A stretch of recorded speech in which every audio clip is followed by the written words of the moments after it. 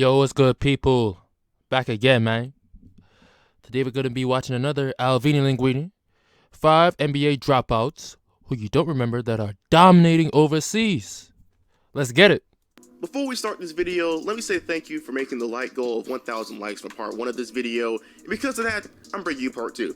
But for those who don't know what I'm talking about, basically I'm making a video where I talk about 5 well-known NBA basketball players who are dominating overseas. Well, this being part 2, we aren't exactly doing the same thing, but this time we're going to be talking about players who didn't exactly have a great career in the NBA.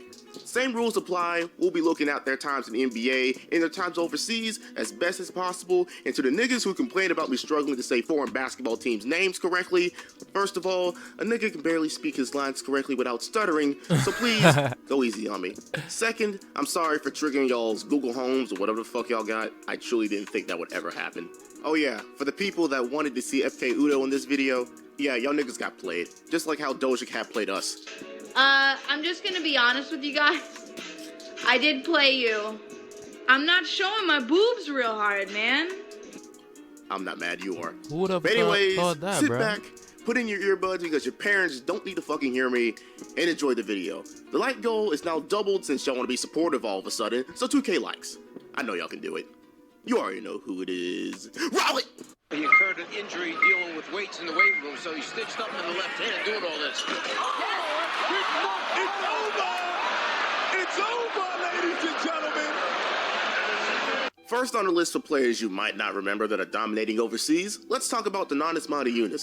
When he was in the NBA, he was known to be a great role player with his time on the Rockets, and in his best season, he was actually pretty solid. In the 2014 to 2015 season, he averaged 12 points, 5 rebounds a game while shooting 50% from the field, and was even known to at least go for 1 or 2 threes a game at a 36% clip. That's not bad for a role player on the Rockets at that time. He was pretty decent. The only problem after this season, his minutes started to go down and the evolution of small ball started to happen. And with Donatas being a 7-foot power forward, things weren't exactly going to look good for players like him. With that being said, he only survived 2 more years in the league. One for the Rockets where he ended up trying his luck too hard for money, and when he didn't get that money, he skipped his team's physical. After playing hardball with Houston all summer and into the season, Monty signed a 4-year offer sheet reportedly worth $37 million with the Nets in early December, which the Rockets matched, okay? But the Rockets took out some incentives when they matched Brooklyn's offer and offered Monty a 4-year, $31 million deal, okay? The $6 million difference didn't sit well with Monty, so he refused to show up for his physical with the Rockets. Why would you not show up for your physical, man? I'm sure he could have fought off that $6 million difference after you showed up for the physical. With $6 million shaved off, I kind of understand why he wanted that $6 million. That $6 million could be something crucial. But at the same time, you got to understand, he's not a player that the Rockets needed that badly at the time, so they could have really let his ass go. But anyway, working with Monty and his agent, B.J. Armstrong, the Rockets agreed to sign him to a 4-year, $35 million deal. All right, you're getting some money back, not everything, some money that had bonuses that could pay him as much as $37 million over the life of the contract. See, you're getting incentives and bonuses that could pay you $37 million. However, the drama didn't end there, as perhaps due to the result of his physical, the Rockets renounced Monty and made him an unrestricted free agent. Ain't that a bitch? You try to fight for your money by not showing up for the physical. Huh? And now you signed a $1.5 million deal with the Pelicans. You lost potentially $35.5 million. Because you were upset with not getting $6 million. Damn, son. That's tough. His original offer was 4 years and $37 million from the Nets, which the Rockets then matched, but then took out $6 million, which Donatas did not like, so he skipped his team's physical. Due to that, the Rockets terminated his contract, and then the dumbass nigga lost $30 million. Right? After that, he signed a 1-year, $1.2 million minimum with the Pelicans, where his usual production drops immensely. Due to that, he was not signed to an NBA team in the 2017 to 2018 season. Because of this, he went and played in the Chinese Basketball Association for the Shandong Golden Stars and went off immediately, averaging 23 points and 11 rebounds a game while shooting 57% from the field and 35% from three. Due to this, he was once again gaining looks from GMs in the NBA, and he ended up even signing a deal with the Spurs in 2018, where he only played 13 minutes total in 3 games. His time in the NBA was officially over after that, so he went and returned back to China for the Shanghai Sharks, where, as of right now, he's averaging 22 points, 15 rebounds a game, while shooting 53% from the field. Not bad, not bad. Good comeback, Monty Williams, but you shouldn't have fought over $6 million. You lost a lot of money, and your NBA career went down the drain with that as well. That was a horrible move. Now, let me go on and say as a lesson, never be greedy for money. I will never understand people like that. That's really unnecessary. But Donatas has a lot of time left to play ball, as he is 29 years old at the time of this video, so let's hope the best for him. But for real, the nigga was bitching over $6 million and ended up losing 30. I will never truly understand people like that when He got his hand caught in the cookie jar. That's really what it is. it comes to money. Anyways, next, let me introduce you to former NBA player and NBL MVP and Finals MVP, Brice Cotton. After playing all 4 years at Providence, he went undrafted in the 2014 NBA draft. However, he was hit up by the San Antonio Spurs to play for their summer league team, where he impressed enough to get a contract by the Spurs. But he ended up getting sent down to the G League immediately. In his first season in the G League for the San Antonio Stars, he averaged 22 points, 4 rebounds, and 4 assists a game on 47% from the field and 45% from three, which is crazy efficient. And even though he didn't get playing time with the actual Spurs, he got called up by the Jazz later that season to try out his skills against NBA talent. But as you can read here, he was waived like 3 times. He became free agent, signed with the Jazz, then became free agent again 10 days, and signed a multi-year contract. Nice. But then his contract got placed on waivers a few months after that. Then a few days after that, he became a free agent. Then a month after that, he signed with the Phoenix Suns. That's just terrible, in all honesty. Hopefully, he has a good career now, and, getting what he wants, you know what I mean? Times by the Spurs and always brought back. I don't know how that happened. In his rookie year with the Jazz, he averaged 5 points a game, though on very poor shooting splits. And after that season, he played with 2 other NBA teams in the Memphis Grizzlies and the Phoenix Suns, which also didn't turn out well. Due to this, he was out of the NBA, but he tried doing a comeback in 2016 and 2017, playing in the Summer League. But once again, like I said, it didn't work out. After that point, he's been all over the world, playing in China, Turkey, and most importantly to his career, Australia. His time in Australia has been pretty eventful since he's a damn 2-time league MVP and 2-time finals MVP in the NBL. He has even won both look the at that MVP crossover. and finals MVP this year alone, as he averaged 22 points, 4 assists, and 4 rebounds a game, while shooting 42% from the field. That's Andre Bogut Not the playing? most efficient, but hey, my nigga got a ring. But after he won his ring, he actually opted out of his contract. So either he's going for a bigger contract in the NBL, or he is aiming to go to a bigger league. Who knows? But best of luck to the 2019 NBL MVP. Speaking of a champion, how about we look into Tyler Hansbrough, the 2009 national champion from North Carolina. Coming out of North Carolina, he was not thought to be a very good NBA prospect due to his limited athleticism, frame, and height for the power forward position. But with the 13th pick of the 2009 NBA draft, he was drafted by the Indiana Pacers. In his time in the NBA, he was known to be a, decent, alright, role player. Not good, but also not bad. But like I said again, the fact that he is not very athletic and a 6'8" power forward means that he's going to have a rough time in the NBA.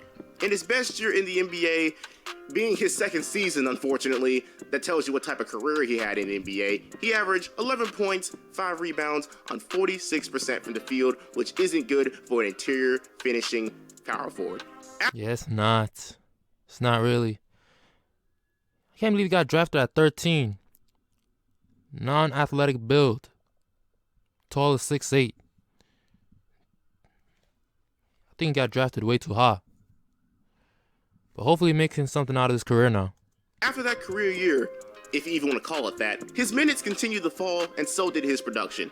His last season in the NBA was with the Charlotte Hornets in 2015, and then he went to the G League in 2016 for one season.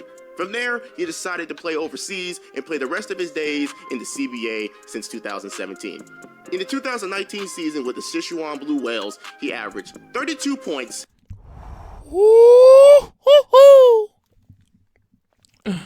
Hold on, bro.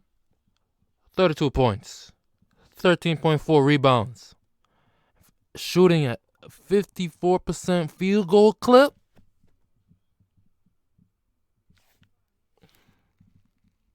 Come on now. Tyler Hansbrough making moves out here. And 13 rebounds on 54% from the field. But if you remember what I said originally, he was drafted in 2009. So in 2019, the man is doing all this at 34. And another fun fact is he didn't even start all of his games. So he's just fucking up niggas in China just to do it. He did this off the bench. It's not even starting. He did this off the bench, bruh. My goodness. He made great strides, man, over there in the CBA. Good stuff. He even had his career high of 49 off the fucking bench. Woo! My nigga is living his best life in China right now. That's a fact. But if you want to talk about a man who is having fun in China right now, let me introduce you to Dominique Jones. After playing his college days with the South Florida Bulls, he was drafted to the Dallas Mavericks in the 2010 NBA draft with the 25th pick. However, one of his main concerns... No lie, his head looked like a milk dud. I'm not even gonna hold you right now. That bald head, man. Why it look like Terrell Owens with a goatee, though? as a college athlete was staying a consistent scorer, as he was more of a combo guard than a slasher.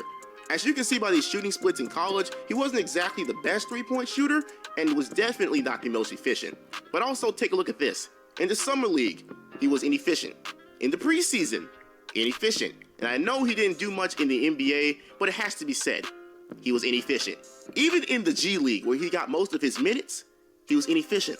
So after his last year, basically, you could call him Mr. Inefficient. Damn, son. In the NBA, being 2013, he started his international career. Well, most of it was played in China, where he was consistently the league's leading scorer. Well, except those few years where Jimmy was there, but you'd have to watch my first video to know about that. Shameless plug. And unlike his career in the NBA, he actually has some years with a decent field goal percentage. But from three, holy fucking shit, he shot consistently under 30% in his time in China. But again, he's usually the leading scorer, and as in the 2019 season with the Juitai Northeast Tigers, he's averaging 37 points, 8 assists, and 6 rebounds a game on... Imagine Tyler Hansbrough... Ooh, excuse me, people. Imagine Tyler Hansbrough averaging 32 points off the bench. Or was it 37? I think it was 32 or 37. Correct me if I'm wrong. Imagine what Tyler Hansbrough could do when he's starting. He scored 49 points off the bench, man. This man averaging 37 points starting. But that's good, too, though. Not to say he's whack, but Tyler Hansbrough, bro. Damn. But that three-point percentage, though. Ooh. It's not looking good, bro. It's not looking good. 46% from the field, and unfortunately, 28% from three. Now, imagining his competition, he probably doesn't care that he's literally making a brick house with his three-point percentage. But if you want some more interesting facts from this season alone, he had a game where he scored 59 points. Sounds good, right? But he shot 40 shots and shot 23 three-pointers. He better have 59 points, shot in 40 shots, bruh. What the hell was that? Not the most efficient. Kind of his, trend for his career. Seeing that makes me want to play in China because I want what he's got. But Dominique is literally living the dream right now, and he's only 31 at the time of this video being made, so he has plenty of more time to keep chucking up shots in China. Now, let's talk about what many of us consider the most legendary NBA player turned international player, Shane Larkin. Now, a lot of people wanted... Yeah, I remember this dude played for the Knicks, bruh. He wasn't productive at all. It's like he was a waste of space, man. Him in this video after part 1. So as a man of the people, I got you. So let's start with his NBA career. After getting drafted right outside the lottery at 18 to the Atlanta Hawks, he was then traded to the Mavericks. He actually got some pretty decent playing time in his first season, and after that, Shane got the best opportunity he could have ever had in the NBA as he spent 2 seasons in New York and Brooklyn playing over 20 minutes in both years there, though it didn't come with much production. For this reason, he went and played in the EuroLeague and the Spanish ACB for the Saski Baskonia in 2016, where he averaged 13 points and 5 assists a game on subpar efficiency. Though it was enough to land him a contract again in the NBA with the Celtics, where he played 54 games and averaged only 4 points a game. And then his contract ended again. So he was met with a dilemma. Does he return to the league just to be a journeyman and to always be on the verge of being on a different team every year? Or does he make a name for himself overseas? What he chose is something not a lot of people would do, to make a name for himself in the EuroLeague. In the 2018-2019 season, he signed with Anadolu Efes. I pray to God I said that right or the comments are going to be mean, of the Turkish League and the EuroLeague, where in his first season, he averaged 12 points, 2 rebounds, and 3 assists a game, and he also won the Turkish TBL Finals MVP that year. Nice. But in the 2019 season, he stepped up his production to an all-time level. Shane improved his points to 18 points per game on 50% shooting, and even had a game where he scored 49 points, which is the most scored ever in a EuroLeague game. He also racked up many awards this season, like winning EuroLeague Player of the Week 6 times, and also winning EuroLeague MVP in the months of January and November. He loves what he is doing so much in Turkey that he even became a dual citizen so he can play on their national teams. What he is doing in Turkey makes him a legend, and if I was put in the same situation where I'd either be a low-tier NBA player or a superstar in arguably the second best league in the world, I'd take that second option in a heartbeat. So I truly hope the best for the rest of his career in Turkey and hope that he keeps doing what he's doing in the EuroLeague right now. Now let a few of these stories I tell you teach you a lesson. Be a Shane Larkin, not a Monty Williams. I would never in my fucking life give up $30 million just like that. But that's the difference in the world with people like Shane and Donatis. Shane would probably make more money in the NBA, but instead, he went and made a name for himself in Turkey. And it's all for the love of basketball. I'd be damn sure to do the same thing. Speaking of which, if any basketball GMs from foreign teams are listening to this video, hit me up real quick if you don't mind. Anyways, let me do my outro real fast. This is the end of the video, and I hope you enjoyed it. I've definitely enjoyed your analysis, you know what I'm saying? Finding out where these players are, what they're doing overseas, checking their stats up, you know? It's been pretty insightful, pretty educational, and pretty informative. Keep up the good work, Alvini Linguine. Hope to see more of this throughout the coming year, you know what I mean? Hopefully once the pandemic's over, you get to see some IRL content from you. I'm expecting that soon. You're going to see that from me soon too. You know what I mean? But either way, that's going to be the end. You know what I'm saying? I'm out here. You know what I'm saying?